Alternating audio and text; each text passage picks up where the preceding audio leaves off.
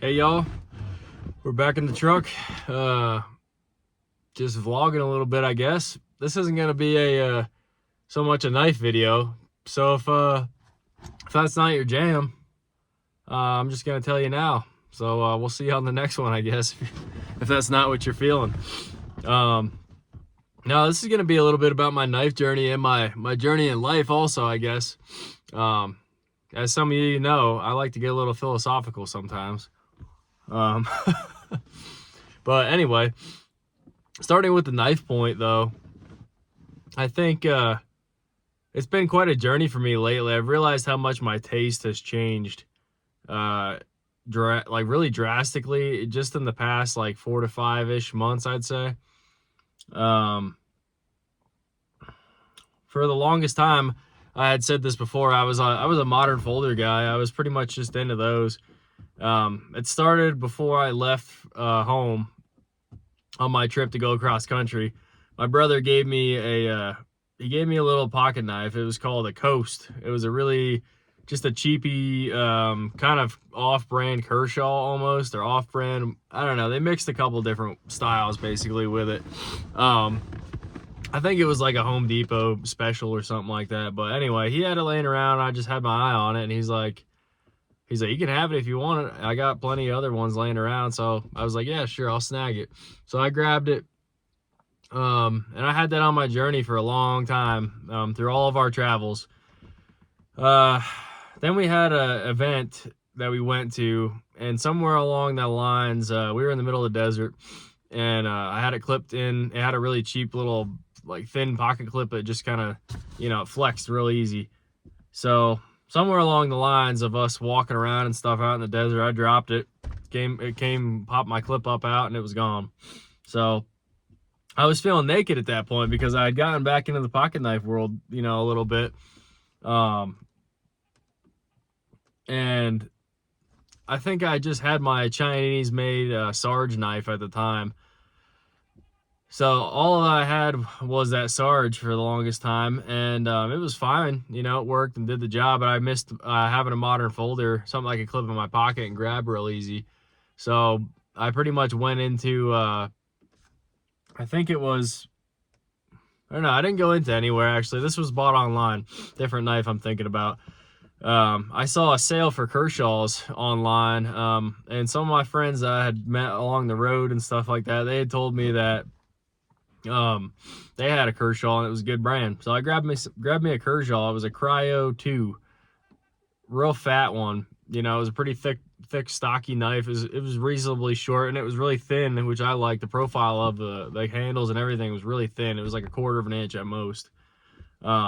Great knife though. Honestly, it was a flipper.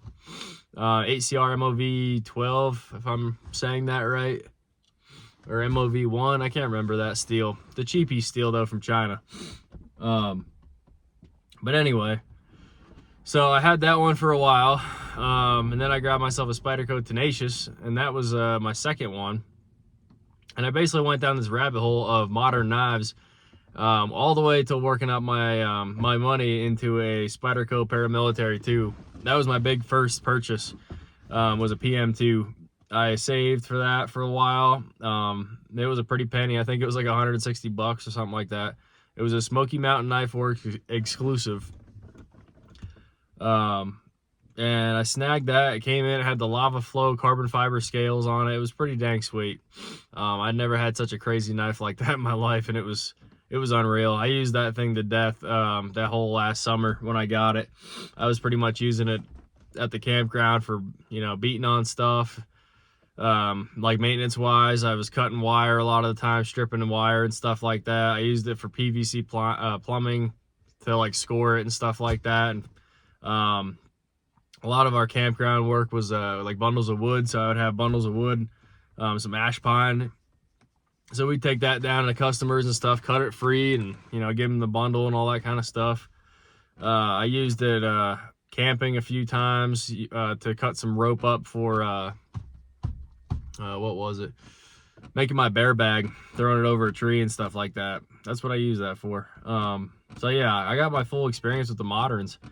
And then all of a sudden, we went on a trip over to see some friends in Oregon. And on my way back, I discovered Erica's EDC and Richter Knives at the same time. Erica's video popped up first, and it was the one where she was talking about how her camper, she was living in a camper at the time. It's probably why it showed up on my feed, because that's my lifestyle too. But she showed a video where she was in her camper and the power was like out, I think, or something, or the heat was out and it was like freezing in there and everything. But she was still powering through and doing this video, and I was like, man, that's badass. So I got to liking Erica's videos and her content right away, because it was like my kind of lifestyle, and you know, her attitude was just, you know, really, her attitude was very tough and real, and I like that a lot. You know, I like that in people. So the more I got to know her channel and then kind of browse around, she was talking about Randy from Georgia Adventure, and he was on there. I can't remember what the first one. I think I watched his Sodbuster video. It was the first one I watched, the Randy's. I'd never had a Sodbuster before, and so he was showing off a couple of his, and I was just in love with him after that. Between her and him, the Sodbuster was huge. So I was like, you know what? I'm gonna get me a Sodbuster. That's gonna be my first one. So I scrolled around eBay, got myself a mahogany jig bone, peach seed jig bone, something like that. I've shown it in some of my other videos, but it was my first like new American made, I should say. It's my first American made slip joint, because I had that Sarge I was talking about. But anyway, I got that Sodbuster in, and that just started it from there on out.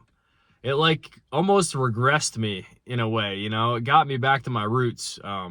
Growing up, I was a very like almost country, like, I don't know about redneck, but whatever, you know, whatever you want to say. I was very simple, you know what I mean? My family was, I think life was in general, you know, and to have something like that in my hands again, it reminded me of all those things I had forgotten, you know. It seemed like I had gotten really swept up in the modern world, the modern age, I guess you would say, the way things work these days. So it was just really like almost comforting. It was like, it's like going home on a holiday to your grandparents' house and they make you your favorite dish, you know, whatever it was. That's kind of how it felt to me, you know, having something like that in my hands again. And I've just been kind of riding that wave ever since. I don't really see myself changing either. I mean, I've pretty much swapped out probably like 70% of my collection, my modern folders, sold them off, traded them, whatever, all to get my Great Eastern cutleries or my case knives. And it's just been cool, you know. For instance, I'm gonna show this one off again because I haven't showed it a whole lot. But for some eye candy, you know what I got out today? The 35 cattle knife. Just another beautiful example. There's the etch right there. Yeah, this is something I just kind of picked up again. I kind of left it sitting in a drawer for a while. I wasn't using it as much, and I was like, I need to snag something else, and kind of remind myself where I'm at. And this was one to do it, because this is one of my first very high-end slip joints. Sorry, I couldn't think there for a second. So I like to throw something like this in my pocket every once in a while to remind myself where I started with this journey and this stuff.